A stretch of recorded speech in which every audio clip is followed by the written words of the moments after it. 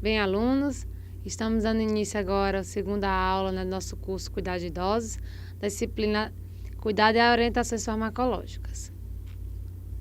Na aula passada, vimos sobre forma farmacêutica e nessa aula vamos dar início agora sobre as vias de administração desses fármacos, certo?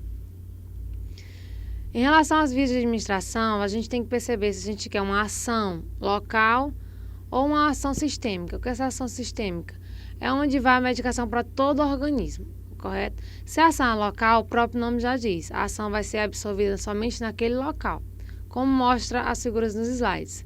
E se a ação é sistêmica, esse fármaco vai para a via circulatória, né, para a corrente sanguínea, e vai se direcionar para todos os tecidos, né, como mostra também as figuras aí nos slides.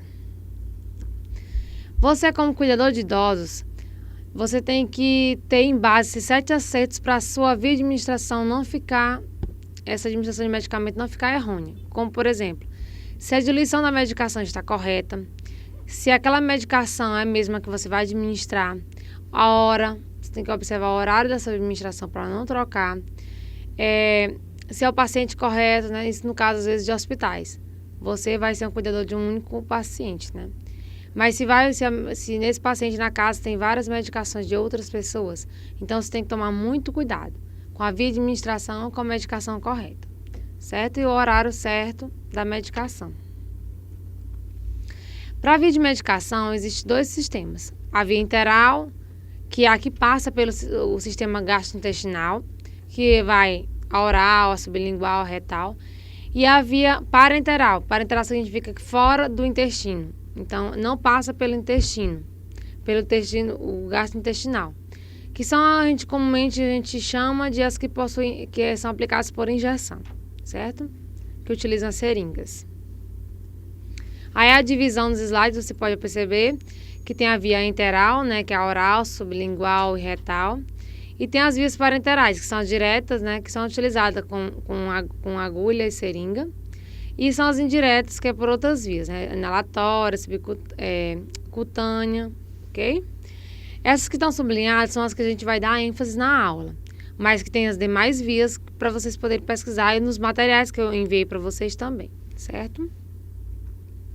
A via oral é a via mais comum, é a mais prescrita pelos médicos. Tem as vantagens e tem as desvantagens. Ela é a mais segura, mais conveniente, a mais econômica no caso. E a desvantagem é que como ela passa, né, como eu tinha falado, que ela passa pelo tecido gastrointestinal, ela pode ocasionar irritação, interferência também na digestão e dificuldade de pessoas que não têm dificuldade e facilidade de deglutição. Ela pode também ter essa interferência. A via sublingual é a que fica embaixo da língua, você coloca um comprimido embaixo da língua. A absorção é bem mais rápida e adequada para casos de urgência, certo? Essa medicação. A via retal, a vantagem dela é para pacientes que estão inconscientes, né? Que não podem fazer a administração via oral. Aí faz a aplicação via retal. Ela é bastante comum. Pacientes também que possuem hemorroida, né? Vocês vão utilizar muito esse tipo de medicação nos pacientes. A via endovenosa já é da classe das parenterais, certo? As vias parenterais da venosa, você colocou a medicação, ela já cai diretamente na corrente sanguínea, porque você coloca ela diretamente na veia, né? Então, a ação do fármaco já é imediato, certo? A vantagem é essa, né? Exatidão e rapidez.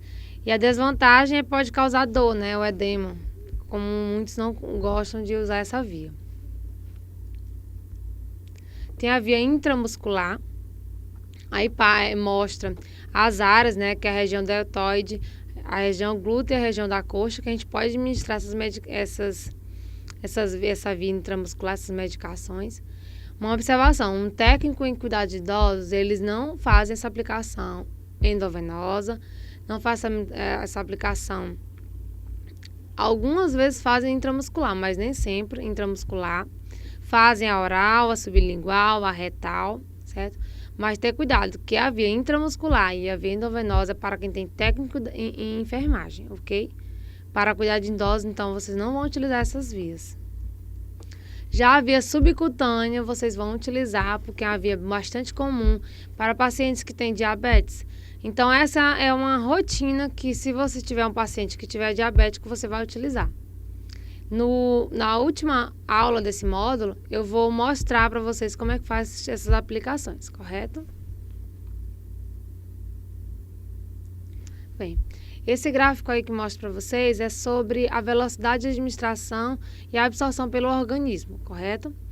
Aí mostra a comparação com a via intravenosa, com a via intramuscular, subcutânea e a via oral. Note-se que a via endovenosa é a que atinge mais rápido a velocidade de absorção, porque ela é diretamente na corrente sanguínea, comparado com a via oral, que é a mais lenta, comparada com essas vias. E também comparado com a intramuscular e a subcutânea, a endovenosa é mais rápida que a intramuscular, que é mais rápida também que a subcutânea, correto? Bem, uma mensagem que eu quero deixar para os técnicos de cuidado de idosos é cuidar do paciente idoso como se fosse um seu parente. Lá ele vai ter várias doenças acomodadas, então você vai ter que ter paciência em relação a essas doenças. O paciente idoso tem vários medicamentos, a gente até chama polifarmácia, né, de um idoso. Então você tem que estar bastante orientado em relação a essas medicações, em relação a essas vias de administração.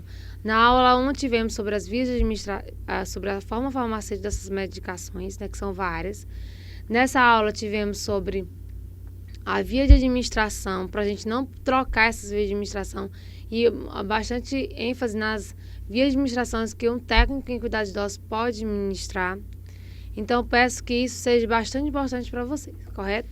Bom, e na próxima aula a gente vai ver sobre as interações medicamentosas, né? Como eu falei, que um idoso ele toma muitas medicações, então a gente vai ver sobre essas interações, interação com o alimento, certo? Então está aí o fórum, as atividades de classe, faça qualquer dúvida, entre em contato, certo? Abraço!